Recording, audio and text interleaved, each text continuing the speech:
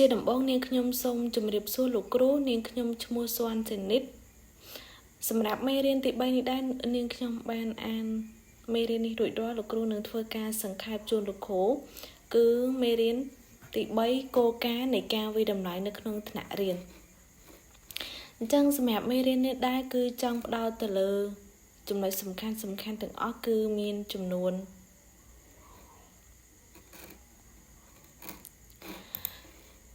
8គឺមានចំណុចការតម្រឹមប្រភេទនៃការតម្រឹមជំហានក្នុងការសម្រេចចិត្តភាពយុត្តិធម៌ផលវិបាកវិជ្ជមានការរៀនសូត្រភាពជាក់ស្ដែងនិងប្រសិទ្ធភាពភាពជឿជាក់ភាពជាក់លាក់សុពលភាពច្បាស់លាស់និងរៀនសូត្រសមស្របទៅតាមគោលដៅនិងវិធីសាស្ត្រសមស្របសម្រាប់លទ្ធផលនៃការសិក្សានៅមេរៀននេះដែរគឺចំណុចទី1ដឹងពីរបៀបដែលវាយតម្លៃប្រភេទផ្សេងគ្នានិងគោលដៅសិក្សាប្រភេទផ្សេងគ្នាដោយយល់ថាវិធីសាស្ត្រវាយតម្លៃមួយចំនួនគឺល្អបំផុតសម្រាប់វាស់ស្ទង់ចំណេះដឹងការយល់ដឹងនិងប្រភេទផ្សេងទៀតសម្រាប់វាស់ស្ទង់ជំនាញវែកញែកចំណុចទី2យកពីលក្ខណៈនៃភស្តុតាងសម្រាប់សុពលភាពនិងភាពជឿជាក់ភាពជាក់លាក់ជាលក្ខណៈដែលទទួលបានរបៀបខុសគ្នានិងមូលហេតុសំខាន់សម្រាប់ការទទួលបានទិន្នន័យវាយតម្លៃដែលអាចទុកចិត្តបានចំណុចទី4ដឹងពីអ្វីដែលត្រូវការសម្រាប់ការវាយតម្លៃដែលយុត្តិធម៌រួមទាំងជៀសវាងការលំអៀងនិងរបៀបធ្វើឲ្យការវាយតម្លៃសមស្របសម្រាប់ក្រុមសិស្សយកពីអ្វីដែលធ្វើឲ្យការវាយតម្លៃជាក់លាក់នឹងមានប្រសិទ្ធភាពដែលជាការពិចារណាដ៏សំខាន់មួយក្នុងការកំណត់ពីរបៀបវាស់វែងលទ្ធផលសិស្ស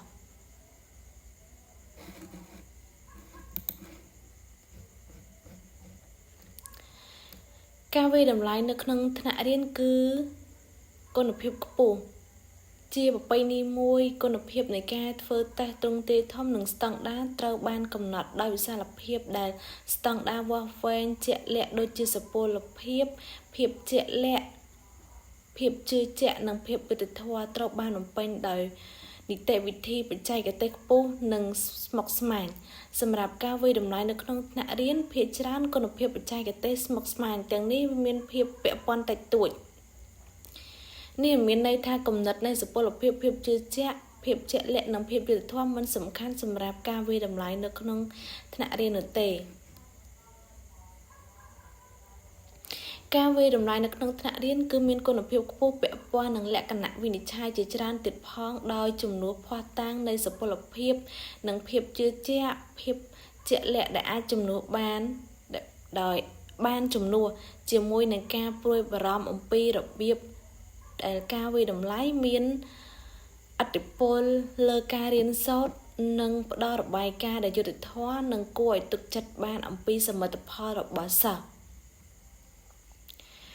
ដូច្នេះការវាយតម្លៃនៅក្នុងថ្នាក់រៀនគឺមានគុណភាពខ្ពស់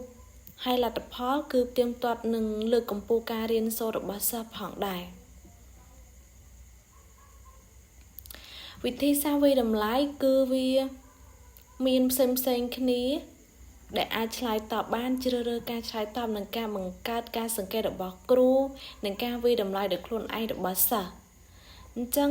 ទម្រង់ចម្លើយដែលបង្កើតដោយខ្លួនឯងដែលបង្កើតឡើងដោយខ្លួនឯងហ្នឹងគឺតម្រូវឲ្យសិស្សនឹងបង្កើតឬក៏បង្កើតចម្លើយដោយ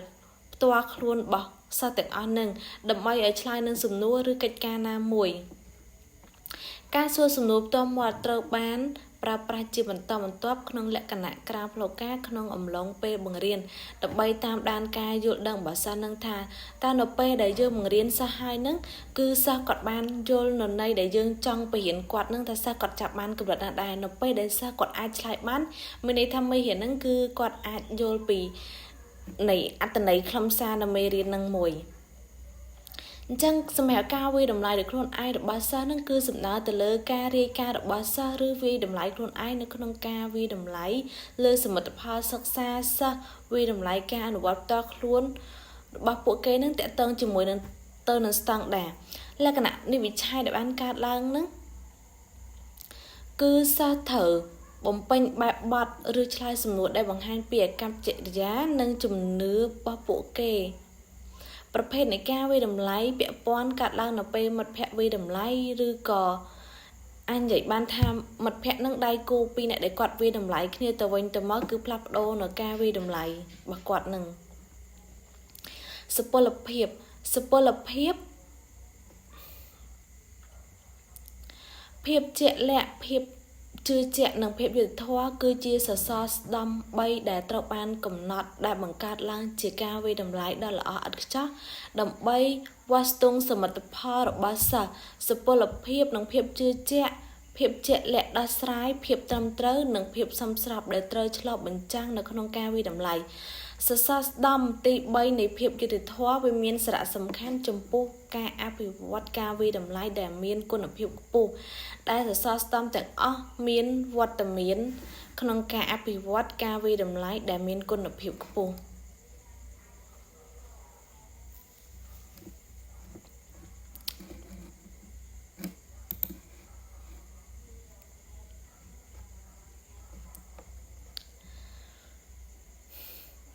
សុពលភាពគឺជាការឆ្លុះបញ្ចាំងត្រឹមត្រូវការប្រើប្រាស់សន្និដ្ឋានប្រកបដោយប្រសិទ្ធភាព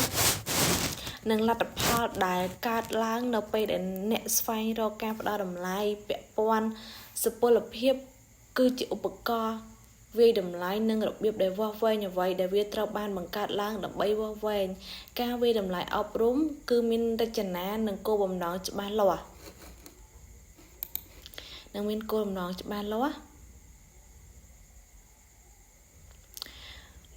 ភាពជឿជាក់និងភាពជាក់លាក់ជាប់ដោយផ្ទាល់ទៅនឹងសុពលភាពនៅពេលដែលពិនិត្យមើលការវិតម្លៃដែលមានគុណភាពខ្ពស់នៅពេលដែលអ្នកអប់រំវិតម្លៃចំណេះដឹងរបស់សិស្សការវិតម្លៃត្រូវតែឆ្លុះបញ្ចាំងពីលក្ខណៈដែលកំពុងវិតម្លៃការយល់ដឹងរបស់សិស្សនឹងយ៉ាងពិតប្រាកដហើយការវិតម្លៃត្រូវតែគ្មានកំហុសភាពត្រឹមត្រូវគឺស្ថិតនៅលើគោលដៅនិងហើយផុសតាំងត្រូវផ្ដោតលើលទ្ធផលដែលចង់បានភាពជឿជាក់នៃឧបករណ៍វិតម្លៃត្រូវបានវិតម្លៃជាមួយនឹងរបៀបដែលវាស់វែងការរៀនសូត្រជាប់លាប់អ្នកអប់រំប្រើប្រាស់ទិន្នន័យដែលប្រមូលបានពីការវិតម្លៃដែលមានគុណភាពខ្ពស់ដើម្បីកសាងបង្រៀនក្នុងថ្នាក់រៀនភាពយុត្តិធម៌គឺជាការវិតម្លៃមួយដែលផ្ដល់ឲ្យសិស្សទាំងអស់នៅឱកាសស្មើៗគ្នាក្នុងការបង្ហាញពីសមិទ្ធផលជាយុទ្ធសាស្ត្រ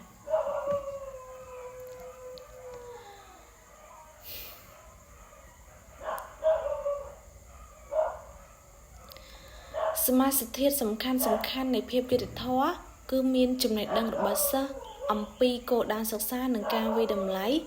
ឱកាសដើម្បីរៀបចំផែនការចំណេះដឹងនិងសមាសធាតុសំខាន់នៃភាពយុត្តិធម៌គឺចំណេះដឹងរបស់សិស្សអំពីគោលការណ៍វិតម្លៃ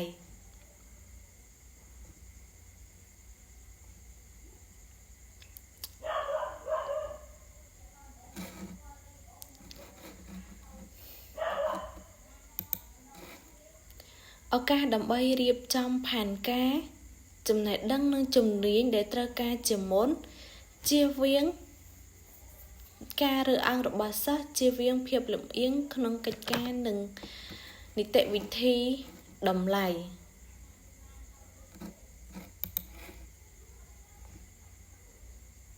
អញ្ចឹងសម្រាប់ការវិតម្លៃដែលគ្មានភាពលំអៀងគឺជាសារៈសំខាន់មួយគឺអាចវិតម្លៃថាត្រូវបានចាត់ទុកថាលំអៀងនៅពេលតម្រូវការ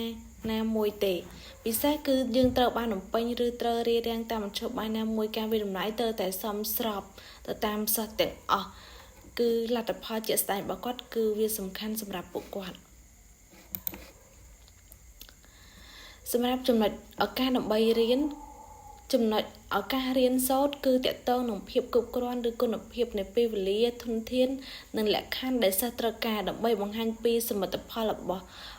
ពួកគាត់ទាំងអស់គ្នាអញ្ចឹងវាតកតងទៅនឹងការគ្រប់គ្រងនៃវិធីសាស្ត្របង្រៀននិងសម្ភារៈដែលស្របតាមការវាយតម្លៃដែរការវាយតម្លៃដោយយុត្តិធម៌គឺស្របតាមការណែនាំដែលបានផ្ដល់ពេលវេលានិងឱកាសគ្រប់គ្រាន់សម្រាប់សិស្សនៅក្នុងការរៀនសូត្រការជៀសវាងការរើសអើង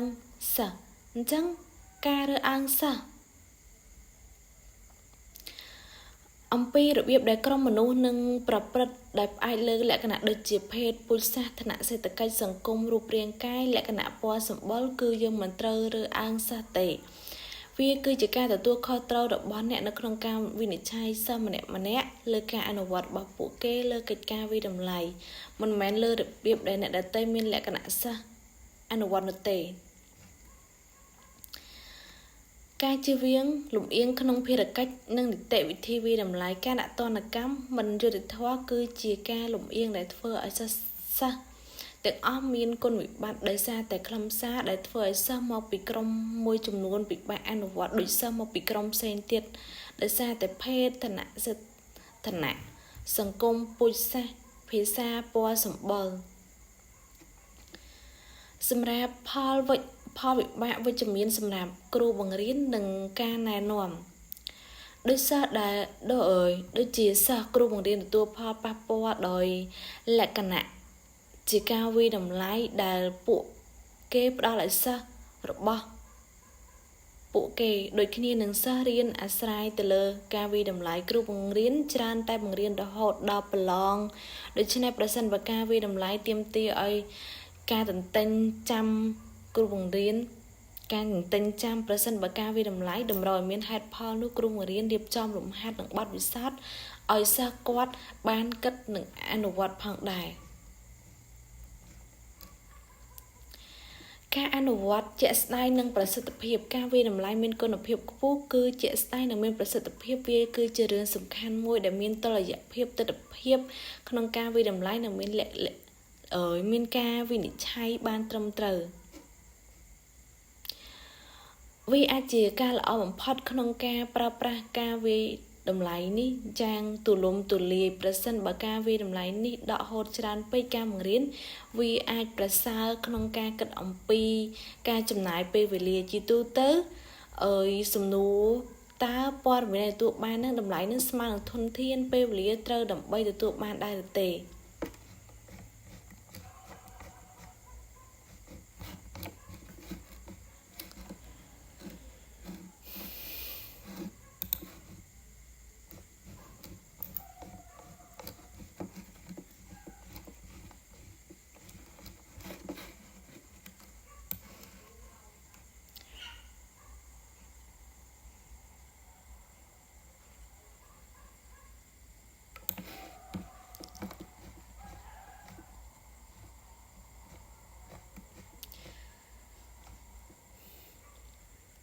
ចំណេះដឹងរបស់គ្រូអំពីវិធីសាស្ត្រអញ្ចឹងពេលវេលាដែលត្រូវការដែលមានចំណុចផ្សេងដែលស្មើគ្នាវាជាការប្រសើរក្នុងការប្រើប្រាស់តម្លៃដែលខ្លីបំផុតដែលអាចធ្វើទៅបានដែលផ្ដល់លទ្ធផលគួរជាទីទុកចិត្តអញ្ចឹងការពិចារណាមួយទៀតក្នុងការសម្រេចចិត្តអំពីពេលវេលាសម្រាប់ការវិតម្លៃគឺភាពជឿជាក់និងជាក់លាក់ភាពស្មុគស្មាញនៃការគ្រប់គ្រងអញ្ចឹងការវិតម្លៃជាក់ស្ដែងនិងមានប្រសិទ្ធភាពគឺងាយស្រួលក្នុងការគ្រប់គ្រងមានថាការណែនាំនិងវិធីសម្រាប់ការគ្រប់គ្រងនឹងគឺច្បាស់លាស់ភាពងាយស្រួលនៃការដាក់បន្ទុកវិធីសាស្ត្រវិតម្លៃមួយចំនួនដូចជាការធ្វើតេស្តគោលបំណងងាយស្រួលរកបន្ទុកជាងវិធីសាស្ត្រផ្សេងដូចជាអត្ថបទឯកសារនិងបទបង្ហាញផ្ទាល់មាត់ភាពងាយស្រួលនៃការបកស្រាយបន្ទុកតែមួយមុខធ្វើពីការធ្វើតេស្តគោលបំណងគឺងាយស្រួលក្នុងការបកស្រាយទាក់ទងនឹងភាពរួមមតិយោបល់លាយលក្ខណ៍អក្សរដែលមានលក្ខណៈជាបុគ្គលគឺពិបាកក្នុងការបកស្រាយជាង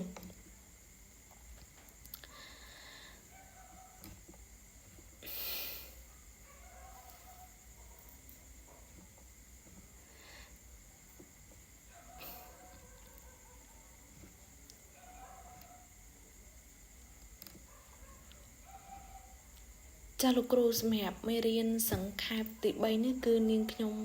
បានបញ្ចប់អរគុណលោកគ្រូជំរាបលាលោកគ្រូ